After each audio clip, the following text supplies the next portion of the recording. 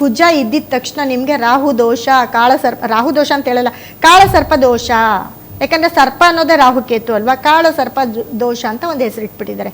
ಹಿಂಗೆ ಮಾಡಿ ಇಷ್ಟು ಹೋಮ ಮಾಡಿಸಿ ತುಂಬ ತಪ್ಪು, ತುಂಬ ಮೂಢನಂಬಿಕೆಯಲ್ಲಿ ಇದ್ದೀರಾ. ನಾರ್ಮಲಾಗಿ ಕಾಳಸರ್ಪ ದೋಷ ಅನ್ನೋದಿಲ್ಲ. ಎಲ್ಲರೂ ಬದುಕೋ ಟೈಮಿಗೆ ಬದುಕಬೇಕು, ಸಾಯೋ ಟೈಮಿಗೆ ಸಾಯಬೇಕು, ಹುಟ್ಟೋ ಟೈಮ್ಗೆ ಹುಟ್ಟಬೇಕು. ನಾವು ಏನೇನು ಮಾಡ್ತೀವಿ ಅದನ್ನು ನಾವು ಜೀವಿಸಲೇಬೇಕು. ಅದಕ್ಕೆ ಗ್ರಹಗಳೇ ಕಾರಣ ಆಗಿರ್ತಾರೆ.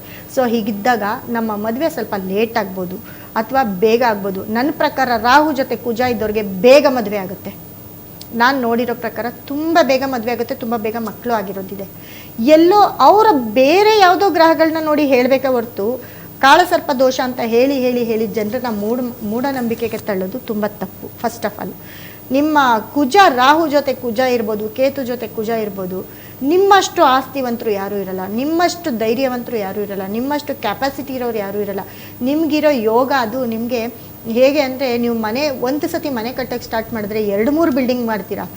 ಒಂದು ಸತಿ ನೀವು ಮನೆ ತೊಗೊಳಕ್ಕೆ ಸ್ಟಾರ್ಟ್ ಮಾಡಿದ್ರೆ 2-3 ಮನೆ ತೊಗೊಳೋವರೆಗೂ ಕ್ರೇಜು ನಿಮ್ಗೆ ಜಾಸ್ತಿ ಆಗುತ್ತೆ.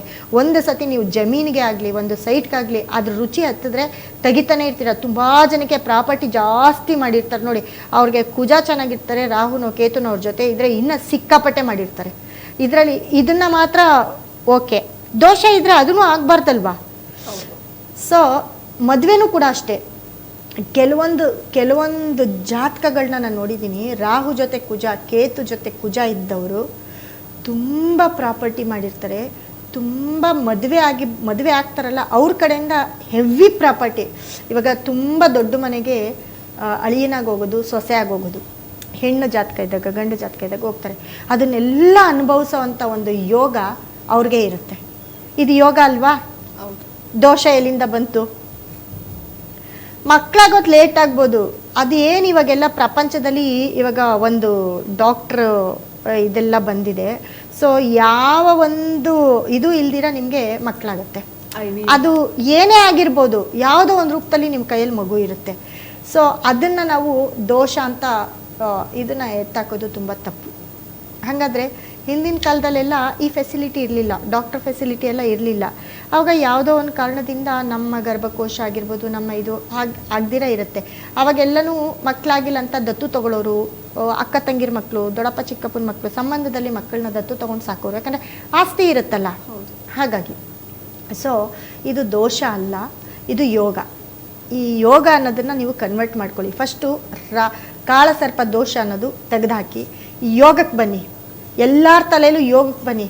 ಪರ್ಫೆಕ್ಟಾಗಿ ನಿಮಗೆ ಮದುವೆ ಆಗುತ್ತೆ, ಪರ್ಫೆಕ್ಟಾಗಿ ನೀವು ಆಸ್ತಿ ಮಾಡ್ತೀರಾ, ಪರ್ಫೆಕ್ಟಾಗಿ ನೀವು ಏನು ಕೆಲಸ ಇರುತ್ತೋ ಅದನ್ನು ಮಾಡ್ತೀರಾ. ಯೋಗ, ನನ್ನ ರಾಹು ಜೊತೆ ಶುಕ್ರ ಇದ್ದಾನೆ, ನನ್ನ ಯೋಗ ಇದು, ದೋಷ ಅಲ್ಲ, ಯೋಗ ಇದು. ಯೋಗ ಮದುವೆ ಆಗ್ತೀರಾ, ರಾಹು ಜೊತೆ ಶುಕ್ರ ಇದ್ಬಿಟ್ರೆ 1 ಅಲ್ಲ 4 ಮದುವೆ ಆಗೋ ಕೆಪಾಸಿಟಿ ನಿಮಗೆ. 1 ಮದುವೆ ಅಲ್ಲ ಅಂದರೆ ಅದು ಒಂದು ಯೋಗ, ಎಲ್ಲರಿಗೂ ಅದು ಬರಲ್ಲ ಅಲ್ವಾ. ಹಾಗಾಗಿ ಅದೇ ರೀತಿ ರಾಹು ಜೊತೆ ಶುಕ್ರ ಇದ್ಬಿಟ್ರೆ ಒಂದು ಸಿನಿಮಾ ರಂಗ ಆಗಿರ್ಬೋದು, ತುಂಬ ಚೆನ್ನಾಗಿ ಡೆವಲಪ್ಮೆಂಟ್ ಆಗೋದಾಗಿರ್ಬೋದು, ಒಂದು ಪಾರ್ಲರ್ ಮಾಡಿ ಲಕ್ಕು ನಿಮಗೆ, ಒಂದು ಯಾವುದಾದ್ರೂ ಒಂದು ಸಲೂನ್ ಮಾಡಿ ಸಖತ್ ಸಂಪಾದನೆ ಮಾಡ್ತೀರಾ. ಯಾವುದಾದ್ರೂ ಒಂದು ಮೀಡಿಯಾ ವರ್ಕಿಗೆ ಹೋಗಿ ಒಂದು ಕ್ಯಾಮ್ರಾ ಇಟ್ಕೊಳ್ಳಿ, ಅದರಲ್ಲಿ ತುಂಬ ದುಡ್ಡು ಸಂಪಾದನೆ ಮಾಡ್ತೀರಾ. ಅದರಿಂದ ನೀವು ತುಂಬ ಚೆನ್ನಾಗಿ ಡೆವಲಪ್ ಆಗ್ತೀರಾ. ಏನಕ್ಕೆ? ಶುಕ್ರನ ಜೊತೆ ರಾಹು ಬಿಡಲ್ಲ, ನುಗ್ಗುತ್ತಾ ಇದ್ರೆ ನುಗ್ಗಿಸ್ತಾನೆ ಇರ್ತಾನೆ. ಇದನ್ನು ಮಾಡು, ನೆಕ್ಸ್ಟ್ ಇದನ್ನು ಮಾಡು. ಯಾಕಂದರೆ ಈ ಶುಕ್ರನಿಂದ ರಾಹು ಇದ್ದಾಗ ಏನಾಗುತ್ತೆ, ಅದು ಒಂದು ಕೆಲಸನ 10 ಪಟ್ಟು ಜಾಸ್ತಿ ಮಾಡ್ತಾ ಹೋಗ್ತಾನೆ. ಇಲ್ಲ ನೀವು ಕಳ್ತನ ಮಾಡಿ, ಅದನ್ನು ಜಾಸ್ತಿ ಮಾಡ್ತಾ ಹೋಗ್ತಾನೆ. ನಾವೇನು ಕೆಲಸ ಮಾಡ್ತೀವೋ ಅದನ್ನು ಜಾಸ್ತಿ, ಅದು ಯೋಗ. ಇವಾಗ ಕಳ್ತನ ಮಾಡೋರಿಗೆ ಅದು ಒಂದು ಯೋಗ, ಅವ್ರಿಗೆ ಅದೇ ಕೆಲಸ. ಇವತ್ತು ಒಂದು ಸಣ್ಣದು ಮಾಡಿದೆ, ನಾಳೆ ಇನ್ನೊಂದು ದೊಡ್ಡದಾಗಬೇಕು, ದೇವರಲ್ಲಿ ಕೇಳ್ಕೊಳ್ಳೋದೆ ಅದು. ನಾವೇನು ಮಾಡ್ತೀವಿ, ಬೇರೆಯವರೆಲ್ಲ ಏನು ಮಾಡ್ತಾರೆ, ಇವತ್ತು ಒಂದು ಸಣ್ಣ ಪ್ರಾಜೆಕ್ಟ್ ಮಾಡಿದೆ, ನಾಳೆ ಇನ್ನೊಂದು ದೊಡ್ಡ ಪ್ರಾಜೆಕ್ಟ್ ನಮಗೆ ಬರಲಿ. ಅದೇ ಇಷ್ಟೇ ಡಿಫ್ರೆನ್ಸು. ನಾವೇನು ಕೆಲಸ ಮಾಡ್ತೀವಿ ಅದನ್ನು ದುಪ್ಪಟ್ಟು ಮಾಡ್ಕೊಂಡು, ಇವತ್ತು ಕಳ್ಳ ಒಬ್ಬ ಇವತ್ತೊಂದು ಕಳ್ತನ ಮಾಡ್ತೀನಿ, ನಾಳೆ ಡಬ್ಬಲು. ಅದು ಮನಸ್ಸಲ್ಲಿ ಇದು ಯೋಗ. ಈ ಯೋಗಕ್ಕೆ ನಾವು ಪಾಸಿಟಿವ್ ಮಾಡ್ಕೊಂಡು ಹೋದರೆ ನಾವೇನು ಕೆಲಸ ಮಾಡ್ತೀವಿ ಅದು ಡಬಲ್ ಆಗ್ತಾ ಹೋಗುತ್ತೆ, ಯೋಗ ಜಾಸ್ತಿ ಆಗ್ತಾ ಹೋಗುತ್ತೆ. ಪ್ರತಿಯೊಬ್ಬರು ನೋಡಿ, ಈ ರಾಹು ಕೇತುಗಳ ಬಗ್ಗೆ ಬಹಳಷ್ಟು ಮಾತಾಡ್ತೀನಿ, ತುಂಬ ವಿಚಾರ ಇದೆ. ಎಲ್ಲರೂ ಇದನ್ನು ದೋಷ ಅಂದ್ಕೊಂಡು ಸಿಕ್ಕ ದೇವಸ್ಥಾನಗಳಿಗೆ ಸಿಕ್ಕದವ್ರ ಹತ್ರ ಹೋಗಿ ಇದು ದೋಷ ಇದೆ ಅಂದಿದ ತಕ್ಷಣ ಎಲ್ಲರೂ ಅದನ್ನು ಹೋಮ ಹವನ ಪೂಜೆ ಸ್ನಾನ ಮತ್ತು ಬೆಳಗ್ಗೆ ಎದ್ದು ಇದು ಅದೆಲ್ಲ ಅದು ಬೇರೆ ರೀತಿಯಲ್ಲಿ ಒಳ್ಳೆಯದು. ಆದರೆ ದೋಷ ಅಂತ ಮಾಡೋದು ತಪ್ಪು. ಅದು ನಿಮ್ಮ ಯೋಗ ಅಂದ್ಕೊಳ್ಳಿ, ನಮ್ಮ ಯೋಗ ಅಂದ್ಕೊಳ್ಳಿ. ಆ ಯೋಗಕ್ಕೆ ಏನೇನು ಬೇಕು ಅದನ್ನು ಮಾಡಿ. ನೀವು ಅಲ್ಲಿ ಟೈಮ್ ಕೊಡೋದು, ಅಲ್ಲಿ ದುಡ್ಡು ಖರ್ಚು ಮಾಡೋದು, ನಿಮ್ಮ ಕೆಲಸಕ್ಕೆ ಖರ್ಚು ಮಾಡಿ. ಇವತ್ತು ನನಗೆ ಈ ಕೆಲಸ, ನನಗೆ ರಾಹು ಜೊತೆ ಗುರು ಇದ್ದಾನೆ, ನಾನು ಇದನ್ನು ಮಾಡಬೇಕು, ನಾನೊಂದು ಸ್ಕೂಲ್ಗೆ ಹೋಗಬೇಕು, ನೋಡಬೇಕು, ಅಲ್ಲೇನೋ ಒಂದು ಕೆಲಸ ಮಾಡಬೇಕು, ನಾನು ಟೀಚರ್ ಆಗಬೇಕು, ಅದಕ್ಕೆ ಏನು ಬೇಕು ಅದನ್ನು ಮಾಡ್ಕೊಳ್ಳಿ. ಪಟ್ ಅಂತ ನೀವು ಆ ಜಾಗದಲ್ಲಿ ಹೋಗಿ ಕೂತಿರ್ತೀರ. ಅದು ನಿಮ್ಮ ಯೋಗ. ಗುರು ಇದ್ದರೆ ರಾಹು ಜೊತೆ ಅದು ಯೋಗ. ಇಲ್ಲ ನಾನು ಯಾರೋ ಒಬ್ಬರು CEO ಮೀಟ್ ಮಾಡಬೇಕು, ನಾನು ಸ್ಕೂಲ್ ತೊಗೋಬೇಕು, ನಾನು ಸ್ಕೂಲ್ ನಡೆಸಬೇಕು, ನಾನು ಮಠ ನಡೆಸಬೇಕು, ನಾನು ದೇವಸ್ಥಾನ ನಡೆಸಬೇಕು, ಈ ಥರ ಥಿಂಕ್ ಮಾಡಿ. ಅದು ನಿಮ್ಗೆ ಯೋಗ. ಅದಕ್ಕೆ ನಿಮ್ಮ ಜಾತಕವನ್ನು ಫಸ್ಟು ತೋರಿಸ್ಕೊಂಡು ಅದರಲ್ಲಿ ಏನು ಬೇಕು ಅನ್ನೋದನ್ನು ಫಸ್ಟ್ ಆಫ್ ಆಲು ನೀವು ತಿಳ್ಕೊಳ್ಳಿ. ಫಸ್ಟು ಈ ದೋಷ ಅನ್ನೋದನ್ನ ಕಟ್ ಮಾಡಿ ಕಾಳಸರ್ಪ ಯೋಗ ಅಂತ ಹಾಕ್ಕೊಳ್ಳಿ. ನಿಮಗೆ ನೀವು ಅಂದ್ಕೊಳ್ಳಿ, ರಾಹು ಜೊತೆ ಯಾವುದೇ ಗ್ರಹ ಇರಲಿ ಅದಕ್ಕೆ ಸಂಬಂಧಪಟ್ಟಂತಹ ಕೆಲಸಗಳನ್ನ ನೀವು ಮಾಡೋಕ್ಕೆ ಸ್ಟಾರ್ಟ್ ಆದರೆ ಯೋಗದ ಮೇಲೆ ಯೋಗ, ಅದರಲ್ಲಿ ನೀವು ತುಂಬ ಸಕ್ಸಸ್ನ ನೋಡ್ತೀರಾ. ಅದು ಹೆಣ್ಮಕ್ಳಾಗಿರ್ಬೋದು, ಗಂಡು ಮಕ್ಕಳಾಗಿರ್ಬೋದು, ಧೈರ್ಯವಾಗಿ ನುಗ್ಗೋ ಅಂಥವ್ರು ಆಯಾ ಕೆಲಸದಲ್ಲಿ ಅದನ್ನು ಕೊಡೋನೇ ರಾಹು. ಇದೇ ರೀತಿ ಕೇತು ಸೈಲೆಂಟಾಗಿ ಕೆಲಸ ಮಾಡಿಸೋನೆ ಕೇತು, ರಗಡ ಕೆಲಸ ಮಾಡಿಸೋನೆ ರಾಹು. ಇದೇ ಡಿಫ್ರೆನ್ಸು ರಾಹು ಕೇತುಗೆ. ಸೊ ಈ ಕಾಳಸರ್ಪ ದೋಷ ಇಲ್ಲ, ಕಾಳಸರ್ಪ ಯೋಗ. ಈ ಯೋಗವನ್ನು ನೀವು ದುಪ್ಪಟ್ಟು ಮಾಡಿಕೊಂಡು ಯುಟಿಲೈಸ್ ಮಾಡ್ಕೊಳ್ಳೋದಕ್ಕೆ ಅದಕ್ಕೆ ಏನೇನು ಬೇಕು? ಏನೂ ಇಲ್ಲ, ಸಿಂಪಲ್.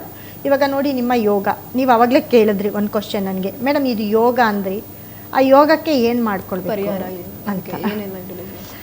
ಪರಿಹಾರ ಅಂತ ಏನಿಲ್ಲ. ಇವಾಗ ನಿಮಗೆ ಯೋಗ ಅಂದಾಗ ಆ ಯೋಗಕ್ಕೆ ನಮ್ಮಲ್ಲಿ ಈ ರಾಹುಗೆ ಸಂಬಂಧಪಟ್ಟಿರುವಂತಹ ಸ್ಟೋನು ಅದನ್ನು ತಂದು ನಿಮ್ಮ ಬೆಡ್ರೂಮಲ್ಲಿ ನಿಮ್ಮ ಮನೇಲಿ ಇಟ್ಕೊಳ್ಳಿ ಸಾಕು. ಇವಾಗ ತುಂಬ ನವರತ್ನಗಳಿಗೆ ಇವಾಗ ದೊಡ್ಡ ರಿಚ್ ಪೀಪಲ್ಸ್ನ ನೀವು ನೋಡಿದ್ದೀರಾ, ಅವರು ಯಾವುದೇ ಒಂದು ರಿಂಗ್ ಆಗಿರ್ಬೋದು, ಬ್ರೇಸ್ಲೆಟ್ ಆಗಿರ್ಬೋದು, ಅಥವಾ ಚೈನ್ ಆಗಿರ್ಬೋದು ಏನೂ ಹಾಕ್ಕೊಳ್ಳಲ್ಲ. ಇವಾಗ ರಜನಿಕಾಂತ್ ಉದಾಹರಣೆಗೆ, ಅವರಿಗೆ ಶನಿ ಮತ್ತು ಕೇತು ಒಟ್ಟಿಗೆ ಇದ್ದಾರೆ. ಶನಿ ಕೇತು ಒಟ್ಟಿಗೆ ಇರೋದಕ್ಕೆ ಅವ್ರು ಮಾಡ್ದಂಗೆ ಹೆಸರು ಯಾರೂ ಮಾಡಿಲ್ಲ. ಅವ್ರು ರಗಡಾಗಿದ್ದಾರಾ? ಇಲ್ಲ. ಅವ್ರನ್ನ ಮಾತಾಡ್ಸಿದ್ರೆ ಅವ್ರು ಬರೀ ಎರಡೇ ಲೈನ್ ಮಾತಾಡ್ಬೋದು ಅಥವಾ 3 ಲೈನ್ ಮಾತಾಡ್ಬೋದು. ಆದರೂ ಅದರಲ್ಲಿ ಎಷ್ಟು ಅರ್ಥ ಇರುತ್ತೆ, ಅದು ಅವ್ರ ಕೆಪಾಸಿಟಿ. ಯಾಕೆ ಅಂದರೆ ಅವರ ಒಂದು ಜಾತಕದಲ್ಲಿ ಶನಿ ಕೇತು ಇರ್ತಾರೆ. ಅದು ದೋಷನಾ? ದೋಷ ಇದ್ದಿದ್ರೆ ಅವ್ರು ಯಾಕೆ ಹಿಂಗೆ ಇರ್ತಾಯಿದ್ರು ಅಲ್ವಾ? ಆ ಶನಿ ಕೇತು ಇದ್ದಾಗ ಸೈಲೆಂಟ್ ಆದರೆ ತುಂಬ ಅಂದ್ಕೊಂಡಿದ್ದ ಕೆಲಸನ ಮಾಡಿ ಮುಗಿಸ್ತಾರೆ. ಅದೇ ರಾಹು ಮತ್ತು ಶನಿ ಇದ್ದಾಗ ವೈಲೆಂಟ್ ಅಂದರೆ ಅದರಲ್ಲೂ ಅವ್ರು ಅಂದ್ಕೊಂಡಿದ್ದ ಕೆಲಸ ಮಾಡಿ ಮುಗಿಸ್ತಾರೆ, ಯಾರಿಗೂ ಹೆದರಲ್ಲ. ಶನಿ ಕೇತು ಇದ್ದಾಗ ಹೆದರಲ್ಲ, ಧೈರ್ಯ ಇರುತ್ತೆ, ಆದರೆ ಅದನ್ನು ಸಾಫ್ಟಾಗಿ ಮಾಡ್ಕೊಳ್ತಾ ಬರ್ತಾರೆ, ಎಲ್ಲೂ ಸಿಕ್ಕಾಕೊಳ್ಳಲ್ಲ. ಈ ರಾಹು ಶನಿ ಇದ್ದಾಗ ಸಿಕ್ಕಾಕೊಂಡು ಧೈರ್ಯವಾಗಿ ಮುನ್ನುಗ್ತಾರೆ. ಇಷ್ಟೇ ಡಿಫ್ರೆನ್ಸು. ಸೊ ಈ ಶನಿ ಕೇತು ಇದ್ದಾಗ ತುಂಬ ಪ್ರಾಪರ್ಟಿ, ತುಂಬ ಬುದ್ಧಿವಂತಿಕೆಯಿಂದ ಅವರ ಒಂದು ಪ್ರಾಪರ್ಟಿ ಮಾಡೋದಾಗಿರ್ಬೋದು, ಅಥವಾ ಪಿತ್ರಾರ್ಜಿತ ಆಸ್ತಿ ಕೂಡ ಅನುಭವಿಸೋ ಯೋಗನೂ ಶನಿ ಕೇತು ಯಾರ್ಯಾರಿಗಿರುತ್ತೋ ಜಾತಕದಲ್ಲಿ ಅವ್ರಿಗೆ ಪಿತ್ರಾರ್ಜಿತ ಆಸ್ತಿ ಅನುಭವಿಸ್ತಾರೆ. ಇಲ್ವಾ? ಅವ್ರಿಗೆ ಎಲ್ಲಾದರೂ ಒಂದು ಆಸ್ತಿ ಇದ್ದರೆ ಸಿಕ್ಕುತ್ತೆ. ಇಲ್ವಾ? ಅದಕ್ಕೆ ಅವರೇ ಸಂಪಾದನೆ ಮಾಡ್ತಾರೆ. ಅವರೇ ನಿಂತು ಝೀರೋ ಬ್ಯಾಲೆನ್ಸಲ್ಲಿದ್ದರೂ ಅವರೇ ನಿಂತು ಸಂಪಾದನೆ ಮಾಡೋ ಕೆಪಾಸಿಟಿ ಅವ್ರಿಗಿರುತ್ತೆ. ಯಾಕಂದರೆ ಬುದ್ಧಿವಂತಿಕೆ, ಅವರ ಒಂದು ಬುದ್ಧಿ, ಅವರ ಒಂದು ಚಾತುರ್ಯತೆ ಯಾರಿಗೂ ಇರಲ್ಲ. ಅಷ್ಟೂ ಚೆನ್ನಾಗಿ ಅವರು ಸಂಪಾದನೆ ಮಾಡ್ತಾರೆ. ಸೊ ಹಾಗಾಗಿ ಈ ರಾಹು ಕೇತುಗಳು ಕಾಳಸರ್ಪ ದೋಷ ಅನ್ನೋದು ಫಸ್ಟ್ ಆಫ್ ಆಲು ಅದು ತುಂಬ ಫೇಕು. ವೀಕ್ಷಕರೇ, ನಿಮ್ಮೆಲ್ಲ ಕಷ್ಟಗಳಿಗೆ ಸಮಸ್ಯೆಗಳಿಗೆ ಪರಿಹಾರ ಬೇಕು ಅಂತ ಅಂದರೆ ನಿಮ್ಮ ಸ್ಕ್ರೀನ್ ಮೇಲೆ ಡಿಸ್ಪ್ಲೇ ಆಗ್ತಾ ಇರುವಂಥ 8197676666 ಈ ಸಂಖ್ಯೆಗೆ ನೇರವಾಗಿ ಕರೆ ಮಾಡಿ ನಿಮ್ಮೆಲ್ಲ ಸಮಸ್ಯೆಗಳನ್ನ ಬಗೆಹರಿಸ್ಕೋಬೋದು. ಇನ್ನು ಫೇಸ್ಬುಕ್ ಲೈವ್ ಸಹ ಹೋಗ್ತಾ ಇದೆ, ಅಲ್ಲೂ ನೀವು ಕಮೆಂಟ್ ಮಾಡಿದ್ರೆ ಆ ಕಮೆಂಟ್ಗಳನ್ನ ನೋಡಿ ಸಹ ಮೇಡಮ್ ಅವರು ಪರಿಹಾರವನ್ನು ಹೇಳ್ತಾ ಹೋಗ್ತಾರೆ. ಎಸ್ ಮೇಡಮ್, ಇನ್ನು ಇವತ್ತು ದಿನ 20ನೇ ತಾರೀಕು, ಈ ದಿನ ಎಲ್ಲರಿಗೂ ಯಾವ ರೀತಿ ಇದೆ? ಏನೆಲ್ಲ ಶುಭಕರ, ಏನೆಲ್ಲ ಅಶುಭ ಇದೆ? ನೋಡಿ, ಇವತ್ತು ಬಂದು ಮೂಲ ನಕ್ಷತ್ರ ಬರುತ್ತೆ. ಸೊ ಇವತ್ತಿನ ಮೂಲ ನಕ್ಷತ್ರ ಅಂತ ಬಂದಾಗ ಫಸ್ಟ್ ಆಫ್ ಆಲ್ ಏನಪ್ಪ ಅಂತಂದರೆ, ಮೂಲ ನಕ್ಷತ್ರ ಅಂತ ಅಂದರೆ ಇವತ್ತು ಒಂದು ಹನುಮಂತನ ಈ ಮೂಲ ನಕ್ಷತ್ರದಲ್ಲಿ ಆಂಜನೇಯ ಹುಟ್ಟಿರ್ತಾರೆ. ಮೂಲ ನಕ್ಷತ್ರದಲ್ಲಿ ಆಂಜನೇಯ ಹುಟ್ಟಿದಾಗ ಇವತ್ತಿನ ದಿನ ಎಷ್ಟು ಪವರ್ಫುಲ್ಲು, ಯಾಕಂದರೆ ಹನುಮಂತ ಅಂತಂದರೆ ಎಲ್ರಿಗೂ ಗೊತ್ತು ತುಂಬ ಪವರ್ಫುಲ್ಲು. ಸೊ ಎಲ್ಲರೂ ಕೂಡ ಅವ್ರನ್ನ ಆರಾಧಿಸ್ತೀರ ಇರೋದಿಲ್ಲ. ನಮ್ಮ ಕೆಲಸ ಜಯ ಆಗಬೇಕು ಅಂತಂದರೆ ನಾವು ಹನುಮಂತನನ್ನು ತುಂಬ ಆರಾಧಿಸ್ತೀವಿ. ಅದೇ ರೀತಿ ಇವತ್ತು ಕೂಡ ಮೂಲ ನಕ್ಷತ್ರ. ಇವತ್ತಿನ ಒಂದು ಬಣ್ಣ ಬಂದು ಆರೆಂಜ್ ಕಲರು ಯೂಸ್ ಮಾಡಿದ್ರೆ ತುಂಬ ಒಳ್ಳೆಯದಾಗುತ್ತೆ, ತುಂಬ ಯಶಸ್ಸನ್ನು ನೋಡ್ತೀರಾ ಇವತ್ತಿನ ದಿನದಲ್ಲಿ. ಮೂಲ ನಕ್ಷತ್ರ ಅಂದಿದ ತಕ್ಷಣ ಎಲ್ಲರೂ ಮೂಲ ನಕ್ಷತ್ರನ ಅಂತ ಇದು ಮಾಡ್ಕೊಳ್ಳೋದುಂಟು, ಬಟ್ ಅದಲ್ಲ ನೋಡಿ. ಈ ಮೂಲ ನಕ್ಷತ್ರದಲ್ಲಿ ಹನುಮಂತನೇ ಹುಟ್ಟಿದ್ದಾರೆ ಅಂತಂದರೆ ಅವರು ಎಷ್ಟೆಲ್ಲ ಸಾಧನೆ ಮಾಡಿರ್ತಾರೆ. ರಾಮರಿಗೆ ಬಂಟನಾಗಿ ಇರ್ತಾರೆ. ಇದು ಇತಿಹಾಸದಲ್ಲಿ ನಡೆದಿರೋದು ಅಲ್ವಾ, ದೇವತೆಗಳಲ್ಲಿ ನಡೆದಿರೋದು. ಬಂಟನಾಗಿ ಇದ್ದು ಏನೇನೆಲ್ಲ ಮಾಡ್ತಾರೆ.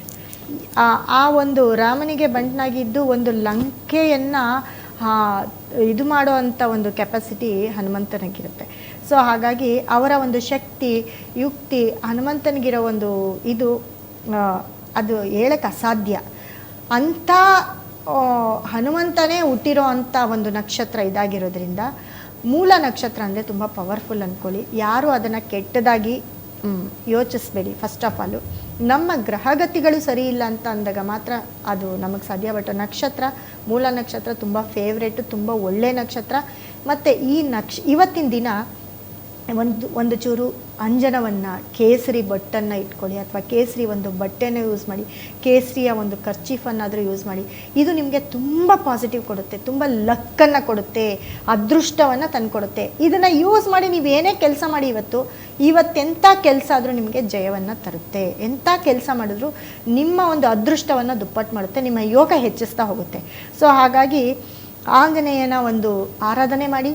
ಮೂಲ ನಕ್ಷತ್ರ ಇವತ್ತು ಧನುರ್ರಾಶಿಯಾಗಿರುತ್ತೆ. ಸೊ ಹಾಗಾಗಿ ಈ ಧನುರಾಶಿ ಅಂತ ಬಂದಾಗ ನೋಡಿ, ಧನುರಾಶಿ ಅಂದಾಗ ಇವತ್ತಿನ ದಿನ ಗ್ರಹಗಳೆಲ್ಲ ಧನುರಾಶಿಯಲ್ಲಿದೆ. ಶುಕ್ರ, ಕುಜ, ಸೂರ್ಯ ಮತ್ತು ಚಂದ್ರ. ಸೊ ಈ 4 ಗ್ರಹಗಳು ಒಟ್ಟಿಗೆ ಧನುರಾಶಿಯಲ್ಲಿರೋದು. ಅದರಲ್ಲೂ ಶನಿ ದೃಷ್ಟಿ ಧನುರಾಶಿಯ ಮೇಲೆ ಬೀಳ್ತಾ ಇರೋದು. ಧನುರಾಶಿಯವ್ರಿಗೆ ಒಂದು ಒಳ್ಳೆ ಫೇವ್ರೇಟ್ ಒಂದು ತಿಂಗಳು ಅಂತ ಹೇಳ್ಬೋದು. ತುಂಬ ಚೆನ್ನಾಗಿ ಧನುರಾಶಿಯವರು ತುಂಬ ಚೆನ್ನಾಗಿರ್ತೀರ. ತುಂಬ ಏನೇ ಕೆಲಸ ಮಾಡಿದ್ರೂ ಪಾಸಿಟಿವ್ ಆಗ್ತಾ ಹೋಗುತ್ತೆ. ಮತ್ತು ಇವತ್ತಿನ ದಿನ ಅತಿ ಹೆಚ್ಚು ನೀವು ಹನುಮಾನ್ ಚಾಲೀಸ್ ಕೇಳಿ.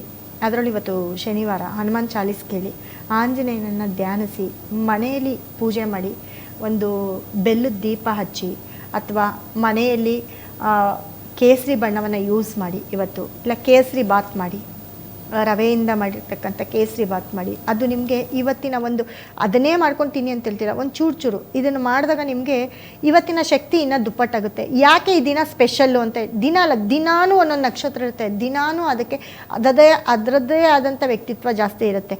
ಸೊ ಇವತ್ತಿನ ದಿನ ನೀವು ಕೇಸರಿಯನ್ನು ಯೂಸ್ ಮಾಡಿದ್ರೆ ತುಂಬ ಹೆಚ್ಚು ನೀವು ನಿಮ್ಮ ಕೆಲಸ ಕಾರ್ಯಗಳು ತುಂಬ ಶುಭ ಆಗುತ್ತೆ, ತುಂಬ ಚೆನ್ನಾಗಿರ್ತೀರ ಅಂತ ಹೇಳ್ಬೋದು. ಅದೇ ರೀತಿ ರಾಹುಕೇತುಗಳ ಬಗ್ಗೆನೇ ಹೇಳ್ತಾ ಬರ್ತಾ ಇದ್ದೆ. ಸೊ ಕಾಲ್ ಯಾವುದೂ ಇಲ್ವಾ? ಹಾಂ.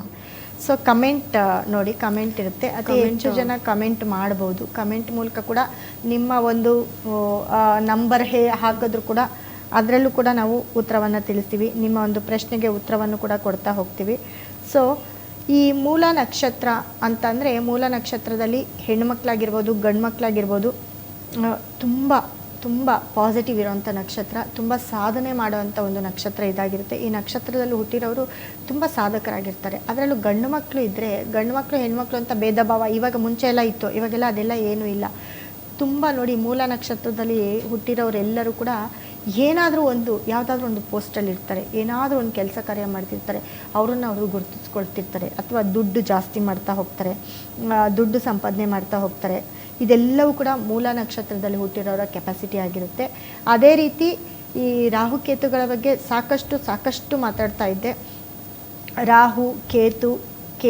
ರಾಹು ಅಂತ ಬಂದಾಗ, ರಾಹುವಿನ ಒಂದು ಕ್ವಾಲಿಟಿ, ರಾಹು ಯೋಗ ಅಂತ ಬಂದಾಗ ನಿಮ್ಮ ಗ್ರಹಗಳು ಯಾವುದೇ ಆಗಿರ್ಬೋದು, ರಾಹು ಜೊತೆ ಅಂದರೆ ಸಿಂಗಲ್ಲಾಗಿ ರಾಹು ಇದ್ದಾಗ ಏನಾಗುತ್ತೆ, ಇವಾಗ 12 ಮನೆಯಲ್ಲಿ ರಾಹು ಜೊತೆ ಏನೂ ಇಲ್ಲ. ಯಾವುದೋ ಒಂದು ಇವಾಗ ಹೆಣ್ಮಕ್ಳಿಗೆ ಲಗ್ನದಲ್ಲಿ ರಾಹು ಇದ್ದರೆ ಅವರು ತುಂಬ ರಿಚ್ ಆಗ್ತಾರೆ, ತುಂಬ ಧೈರ್ಯವಂತರಾಗ್ತಾರೆ, ತುಂಬ ಗಂಡು ಮಕ್ಕಳಾಗಲಿ ಹೆಣ್ಮಕ್ಳಾಗಲಿ ತುಂಬ ಅವರು ಹಿಡ್ದಿದ್ದ ಕೆಲಸ ಬಿಡೋದಿಲ್ಲ, ತಲೆ ಓಡಿಸ್ತಾನೆ ಇರ್ತಾರೆ. ರಾಹು ಅಂತ ಅಂದರೆ ತಲೆ. ಸೊ ತಲೆ ಓಡಿಸ್ತಾನೆ ಇರ್ತಾರೆ. ಅವಾಗ ಏನಾಗುತ್ತೆ, ನಮಗೆ ಏನಾಗುತ್ತಪ್ಪ ಅಂತಂದರೆ ಅತಿ ಹೆಚ್ಚು ನಮ್ಮಲ್ಲಿ ನಮಗೆ ನಂಬಿಕೆ ಅಂದರೆ ಈ ಒಂಥರ ಈ ಕ್ರಿಮಿನಲ್ ಅಂತ ಏನು ಹೇಳ್ತೀವಿ, ಯಾಕಂದರೆ ಹಂಗಿಲ್ಲ ಅಂದರೆ ಬದುಕೋದು ಕಷ್ಟ.